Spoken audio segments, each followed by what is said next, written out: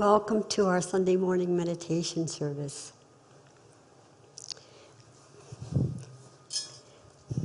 Jack and I first discovered meditation when we read an Edgar Cayce book, There is a River or Many Mansions, and we found the ARE was in New York, which was the Association for Research and Enlightenment, and we walked up these stairs over this Chinese restaurant that was really an old, it wasn't very clean restaurant that was at the bottom.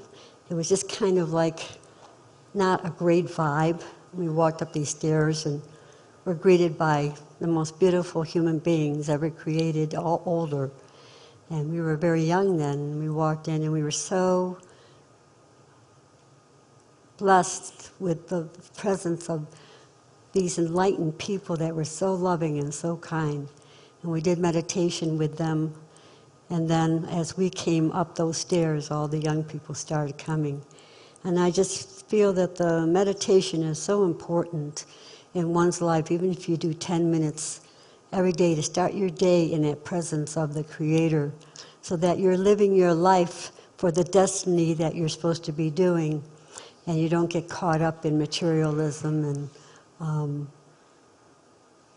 anything else. Like you don't get caught up in emotional things that are going on in families. You just pray for them, and you turn into a person that's acting on the spiritual thing all the time, and not somebody that's reacting to life. So we're going to do a call and response, and I hope when I call you respond.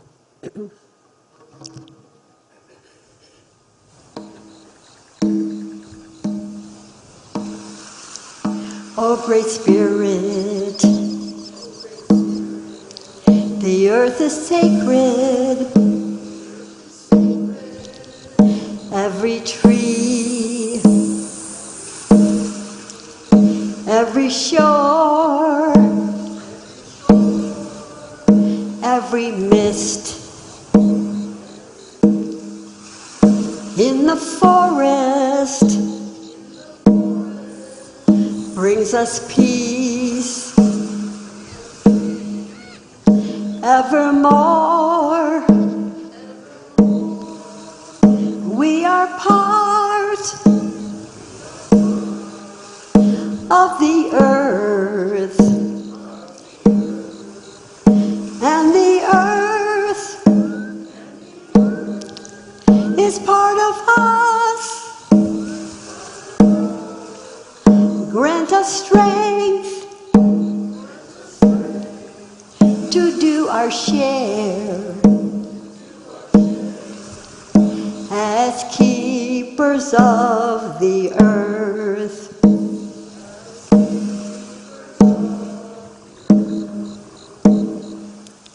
Oh, Great Spirit, hear our prayer. Make me aware. Oh, Great Spirit, hear our prayer. Make me aware. You did not weave the web. You are merely a strand. What you do to the web, you do to all life. You may think you own the land. You do not. It is God's. Save the land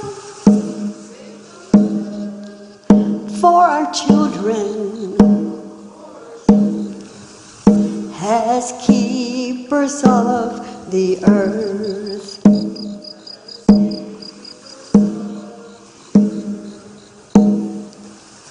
Oh, Great Spirit, hear our prayer.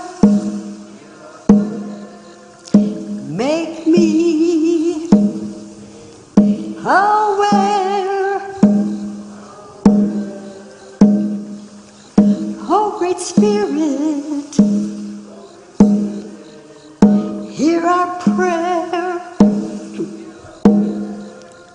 Make me aware.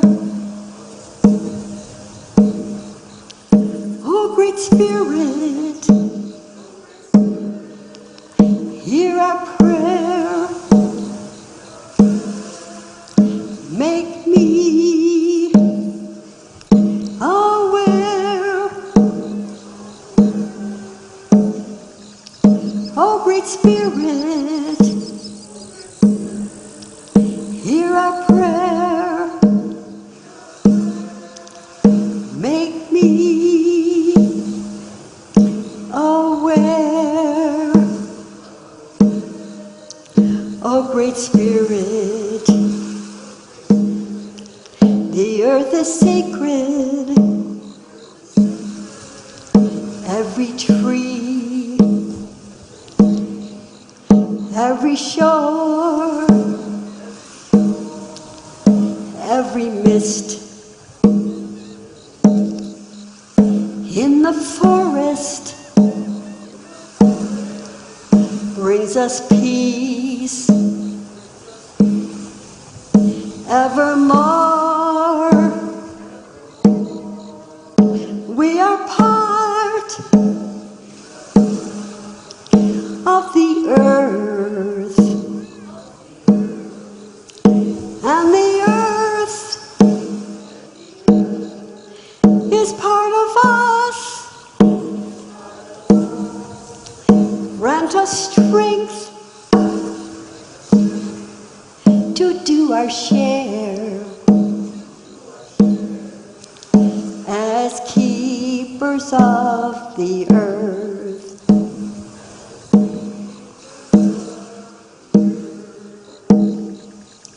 Oh, Great Spirit, hear our prayer. Make me aware. Oh, Great Spirit, hear our prayer. Make me aware. Oh, Great Spirit, hear our prayer. Make me aware. Oh, Great Spirit, hear our prayer. Make me aware. Oh, Great Spirit, hear our prayer. Make me aware. Oh, Great Spirit, hear our prayer. Make me aware.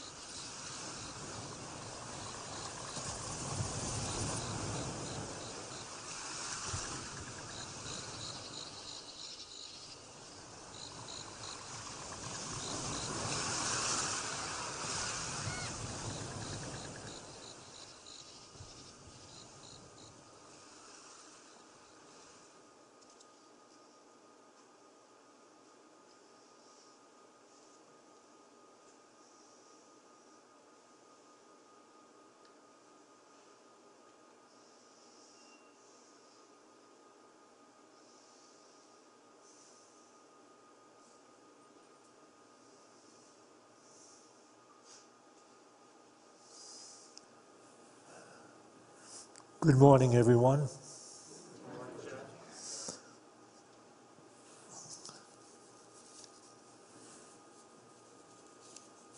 I will begin with this story from the Bible.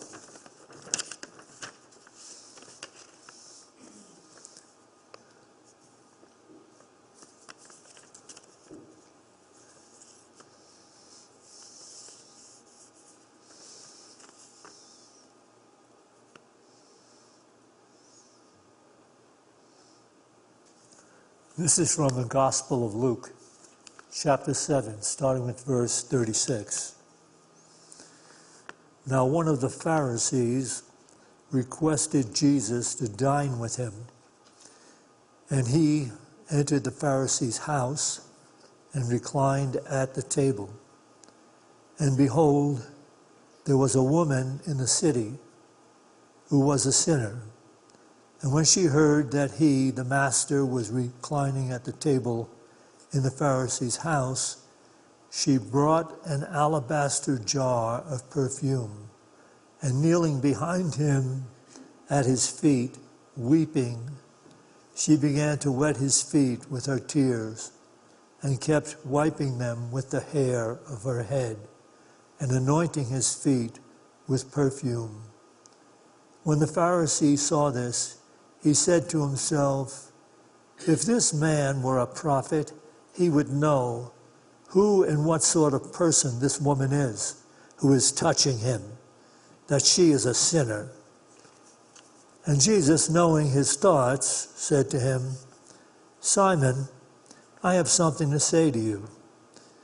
And the Pharisee replied, say it, teacher. And Jesus said, a certain moneylender had two debtors.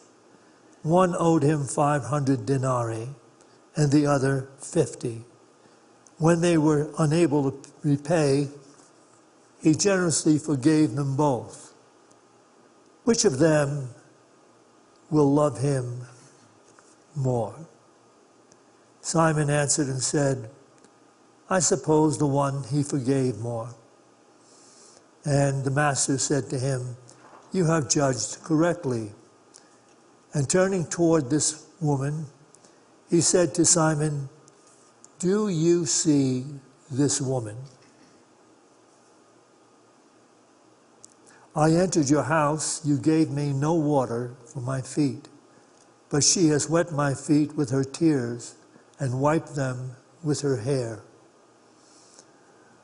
She has not ceased to kiss my feet since I arrived. For this reason, I say to you, her sins, which are many, have been forgiven, for she loves much. But he who is forgiven little, loves little. And he said to her, your sins are forgiven. And those who were reclining at the table with him began to say to themselves, who is this man who even forgives sins? And the master said to the woman, your faith has saved you. Go in peace. There is so much to understand in this particular story, but it will help you to remember that when you're reading the New Testament, you need to expand your awareness from the idea of Jesus being a separate man who lived 2,000 years ago, and that these stories are not necessarily historically true. And I'm going to share with you some other insights regarding that. If you get nothing else out of this talk this morning, when you read the New Testament, you should understand that it is a metaphysical document, and Jesus represents the Christ consciousness that is available to each and every person. And that is when we begin to see how we can become part of God's plan for healing of our lives and the healing of our world. So let me just share these few thoughts with you regarding this passage. At first, it seems that these Bible stories in the New Testament are historically factual, and that they reveal the wisdom, love, and miracle powers of Jesus, the one and only Son of God. However, it may be more truthful and enlightening to consider these stories as made up, as fiction, for a more universal purpose, to open and enlighten the minds of those who hear this story or read this story. This story exists in the Gospel of Luke, but was Luke present at the Pharisee's house, writing this down as it occurred? There is no mention of Luke in this particular story. In fact, there is no mention of any other disciple at the house of the Pharisee where this story took place. No mention of anyone writing anything down. This is an indication. If you read from a more expanded level, you began to understand that this is a story about the internal presence, the internal universal consciousness of God, which we refer to in the human experience as Christ. And it is this we need to enter into in order to find our way into the healing love and life of the divine awareness. So the story contains many ideas and possibly will influence many people who will eventually begin to see that all of these stories in the Bible have a deeper meaning.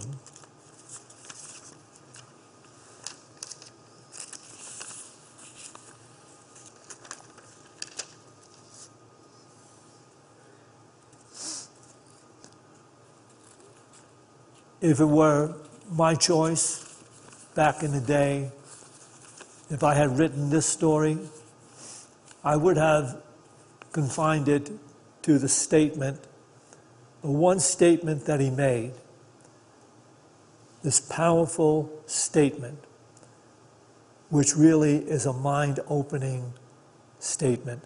Can we have this first PowerPoint? And turning toward the woman, he, Jesus, said to Simon, "Do you see this woman?" Of course, he did not. The Pharisee saw a sinner. He was raised in his own experience, his own ego-centered idea of things in that culture where he was part of this religious group that considered themselves teachers and considered themselves above the general populace of that country and considered themselves certainly above those who were not, part of God's divine teachings in the religion of their day there in Israel. So he didn't see this woman. He saw a projection of the sinner. Those are the categories his mind put them in. And it seems to us, as I'm speaking right now, it could seem to us that we're still talking about an historic perspective, that this Pharisee was conditioned to see things in terms of separation and ego-centered specialness. But the point that the Bible is always making is that this Pharisee exists in the consciousness of humanity. The Pharisees in the New Testament are considered hypocritical concepts in ourselves, the hypocrisy in ourselves, the limited awareness within us that holds us in a place of ego-centered superiority in which we were all raised in the illusion of our separateness, so that we now do categorize the conditions and things and people we look upon, and they wind up in categories as well, even in our modern day Western culture. And if we were to really seek to understand the truth of this, we would understand the origin of sin. The origin of sin is that it is possible for one's mind to perceive in terms of separation and ego-centered specialness. We're raised in that way from our birth, in this Western culture certainly. And we're educated in the idea of supposing that I am an objective observer of the conditions and people and circumstances that I see around me. Nothing could be more incorrect in relationship to the truth. It is not possible for us to judge because we are not separate, objective, seeing people. So our journey in the religious ideal is to take to task our awareness and rise from the limited conditioning that we were born and raised in, so that we can finally discern, recognize, and enter into the consciousness of reality, which is that we are interconnected with everything and everyone we look upon. And so we're not objective observers. More often than not, if you examine yourself and you have some level of introspection in your life, you will realize how often you will badly define conditions, people, and circumstances for the purpose of enhancing your own personality and life, for the purpose of turning the moment into something that you can use to better your lot in life in the future. So the mind is deceptive, and the mind is forever seeking to take the reality of life and distort it into me and all that is not me. Me and all of them, all of those sinners, all of them who do things that are not in keeping with what is right and good as I see it. So we're looking at the origin of sin.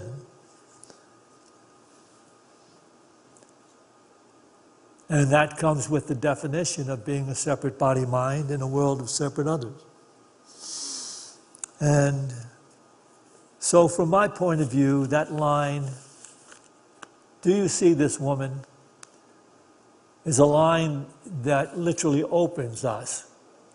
No, he didn't see that woman. And do we ourselves go about in our world holding limited images about those we look upon? And the Course in Miracles is very clear and makes this very clear and short. Can we have this PowerPoint? You can read this in the Course in Miracles text on page 491 or in the new edition on page 528. Condemned by you, he offers death to you. In every one you see, but the reflection of what you choose to have him be to you. If you decide against his proper function, the only one he has in truth, you are depriving him of all the joy he would have found if he fulfilled the role God gave to him. But think not heaven is lost to him alone, nor can it be regained unless the way is shown to him through you, that you may find it walking by his side. It is no sacrifice that he be saved, for by his freedom will you gain your own.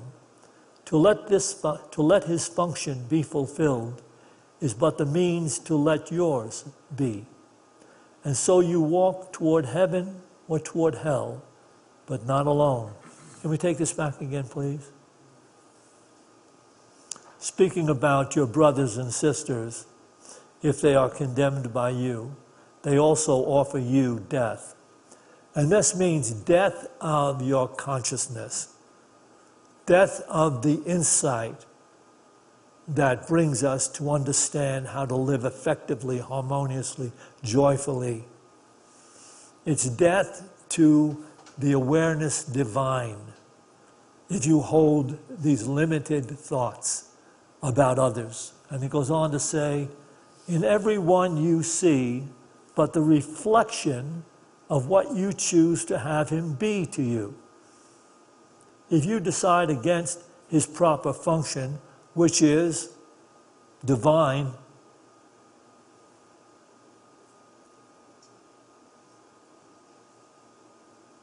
the only one he has in truth, you are depriving him of all the joy he would have found if he fulfilled the role God gave to him. But think not heaven is lost to him alone, nor can it be regained unless the way is shown to him through you, that you may find it walking by his side. It is no sacrifice that he be saved, for by his freedom will you gain your own. To let his function be fulfilled is but the means to let yours be. And so you walk toward heaven or toward hell, but not alone. This is high truth. This is truth that separates us from the religion of separation and fear and concern and judgment and condemnation and all that goes along with living in the illusion. So this information is attempting to relate to us as you are doing it to the least of these, your brethren, your sisters. You are doing it unto yourself. And if you were to open your mind to look past the seeming foibles of others, to look past their seeming indiscretions, and to simply see them as beings like yourself, seeking to find their nature, which is divine in origin. And if you see them that way, because all minds are in fact in communication, you are bestowing healing on that person. Now, just ask yourself, within yourself, do you believe in the possibility of this? Because the whole world outside is in denial of that. The outer world, for the most part, is in denial of that. But what is being revealed in the Course in Miracles will heal you and will heal the world. And so,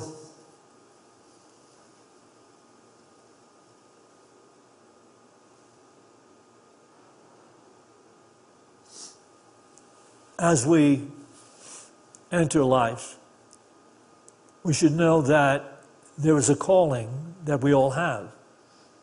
We all experienced the initial stage of consciousness, being born into the world and then being defined not only by ourselves, but by our parents, our peers, our teachers, as bodies with a mind. And that's a natural process. And it is necessary for us to see through that process at some point in our experience to realize that that definition of life doesn't bring about harmony, healing, peace, love, or joy. It can't do that because that limited perspective creates conflict, fear, one-upmanship, and delusion. That's all there is to religion. That's all it is. Born in delusion, be raised in the grace of the divine awareness. And that's what our calling is. Our calling is finally to see through the limitations of the initial stage of consciousness and then rise above it. And then A Course in Miracles will speak to us in this fashion. This is absolutely true. You can take all the self-help books, and if you can sell them for secondhand somewhere, take that money and buy Course in Miracles and hand them out to everybody you see wherever you go. Can we have this next PowerPoint, please? Course in Miracles text, page 492, that's the old text. The new edition is page 529.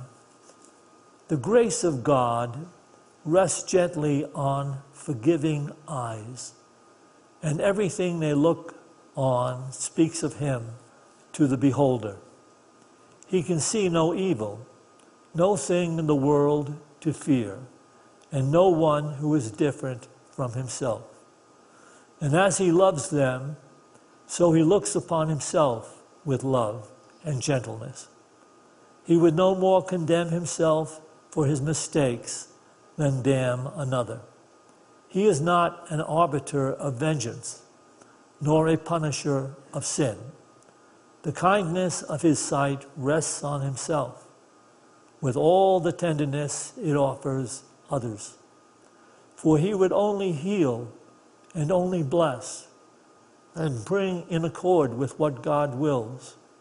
He has the power to heal and bless all those he looks on with the grace of God upon his sight. Why would anybody write this?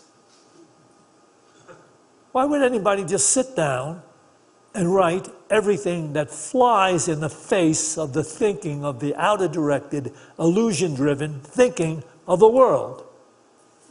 Why would anyone do that for 7 years to write the Course in Miracles? And then why would anyone do that and not receive a cent for the books that now, I don't know how many millions of Course in Miracles have been sold, but they're being sold all over the world. And this person, Helen Schuckman, received not a single penny for 7 years of scribing this magnificent truth. Let's take a look at it again. The grace of God rests gently on forgiving eyes, and everything they look on speaks of him to the beholder. He can see no evil, nothing in the world to fear, and no one who is different from himself. And as he loves them, so he looks upon himself with love and gentleness. He would no more condemn himself for his mistakes than damn another. He is not an arbiter of vengeance, nor a punisher of sin. The kindness of his sight rests on himself with all the tenderness it offers others. For he would only heal and only bless, and bring in accord with what God wills. And being in accord with what God wills, he has the power to heal and bless all those he looks on with the grace of God upon his sight.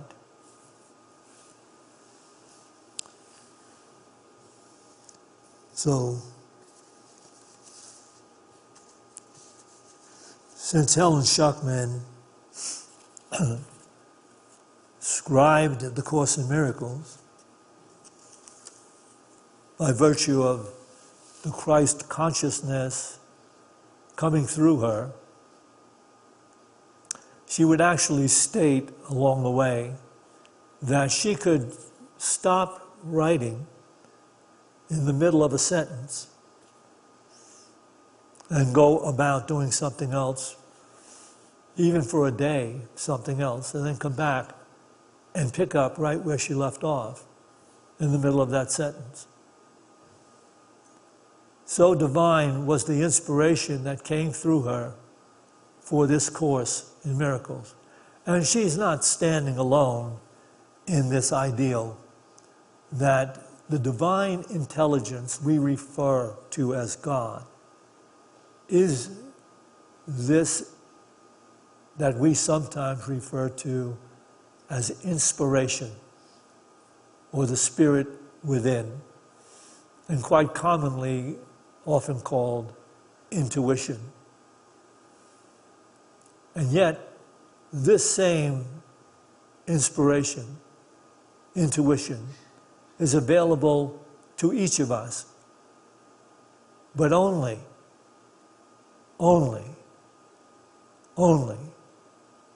if we unlock the gate to our mind that has been made a prisoner to the illusionary thinking of the world. Then we will have that guidance and insight we need to finally live appropriately in a life of harmony, healing, love, and peace that we were born to live in.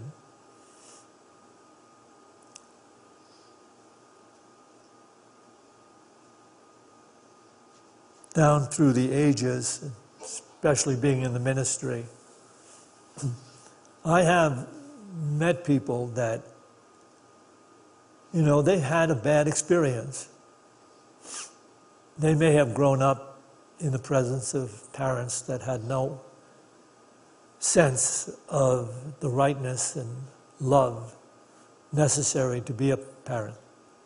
Or they may have had something happen to them along the way, and they were not yet prepared to deal with it.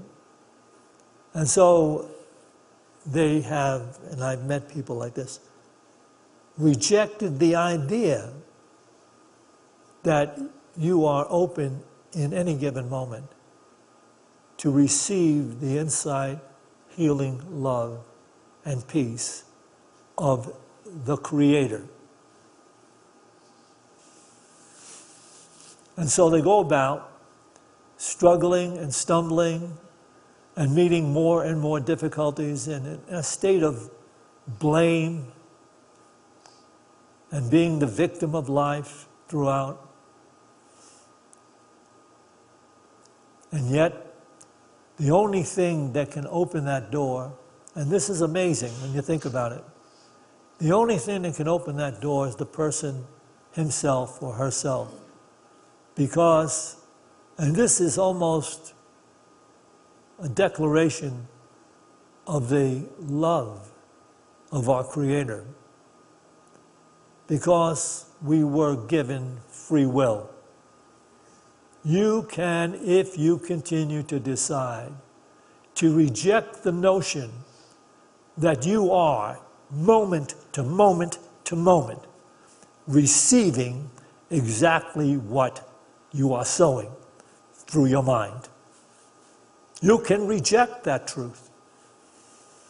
You can blame, complain, and be the victim, and go on and on and on in conflict and consternation. And the only thing that can ever help you is for you to say, maybe there's another way. Maybe I can take to task my awareness. Maybe I can change my life by changing my thinking. That is the hope of every human being. I'm going to conclude this with this particular quote from Gerald Champolsky, who wrote the book, Love is Letting Go of Fear. You can read this on page 99.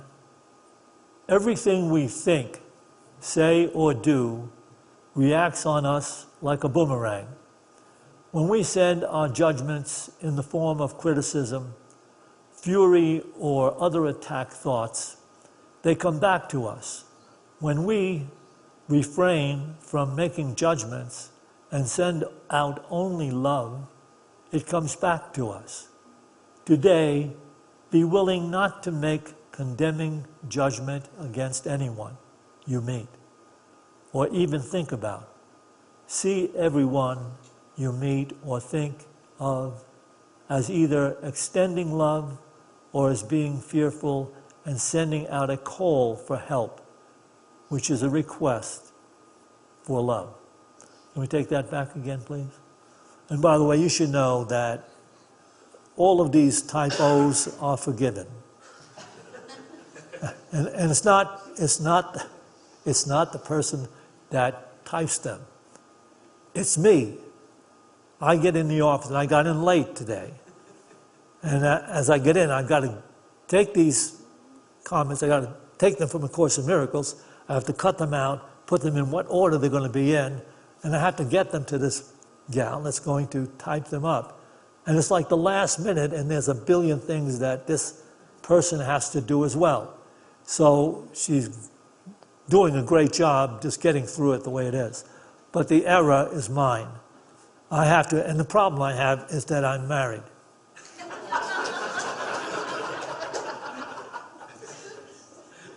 Because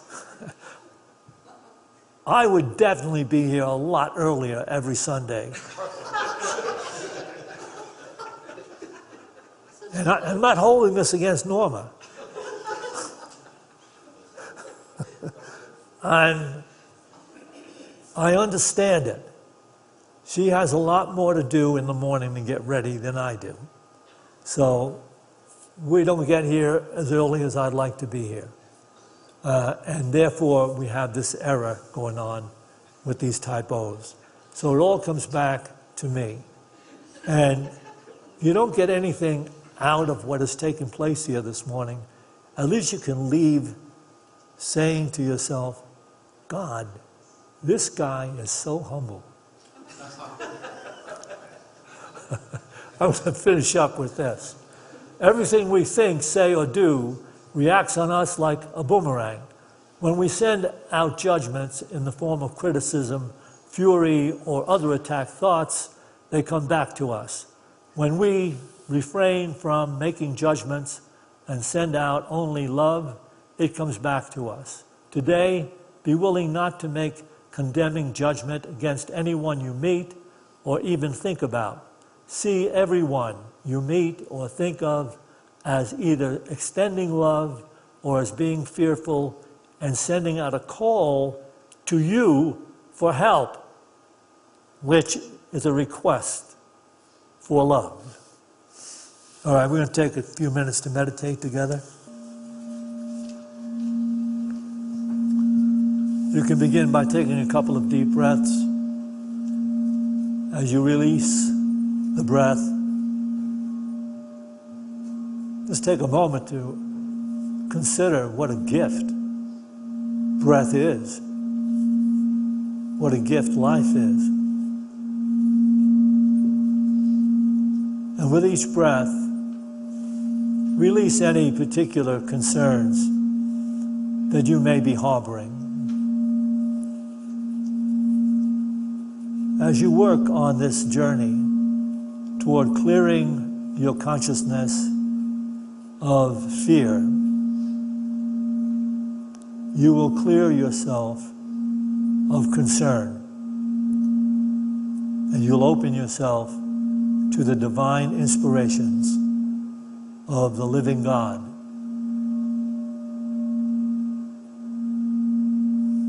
So just breathing and remembering to breathe whenever you're facing a difficult or confrontive situation. Just remembering to breathe is like a mantra. It's a prayer. It is a calling for your priority to be peace.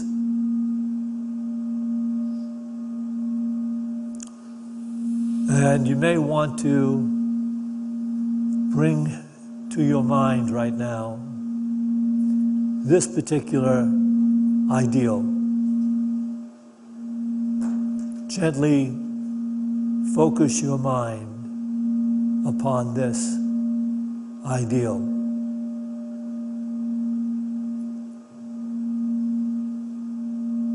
Through forgiving eyes, I heal the world. Through forgiving eyes, I heal myself. Through forgiving eyes, I heal all those I see. I heal the world. I heal myself.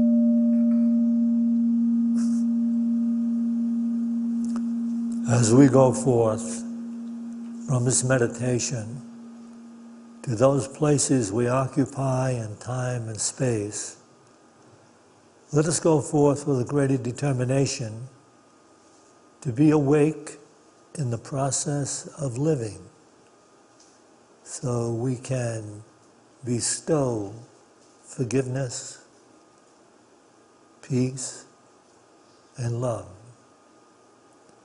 For this opportunity in every moment, we give thanks. To this we say, Amen.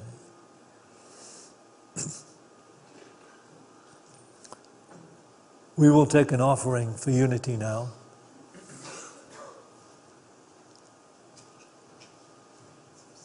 As we're preparing to do this, I'd like to invite all of you that are watching this on a screen. You're tuning in because you're seeking the insights being shared here at Unity of Boulder.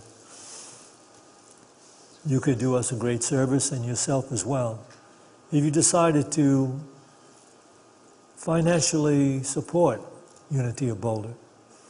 And you can do that anytime by calling the office if you want to set up a recurring tithe. It doesn't have to be a lot of money, it just has to be what you can afford to do to tithe to the place that offers these divine ideas that will enhance and heal your life. And so, those that are sitting here can bring into their hands those gifts they'd like to make to Unity of Boulder, and we can bless all these gifts with this offering prayer. Divine love through me blesses and multiplies all that I have, all that I give, and all that I receive, because I give. And so it is. The ocean refuses no river. The ocean refuses no river. Ishkala mabudlila, Ishkala. Ishkala mabudlila, Ishkala. The ocean refuses no river. The ocean refuses no river.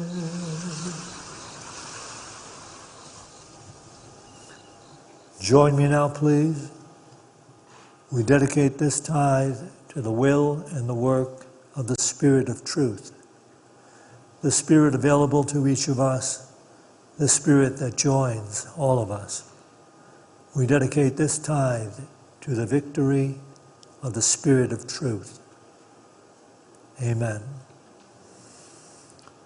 And so you are all invited to join us for our discussion group, which takes place in the bookstore.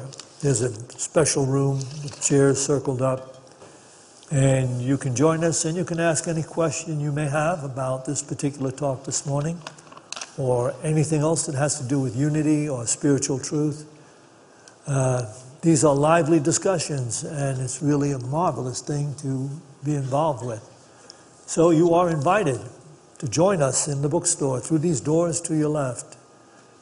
And if you want just a cup of tea, you can just go through these doors to your right, and there's tea and some refreshments and treats in the fellowship hall.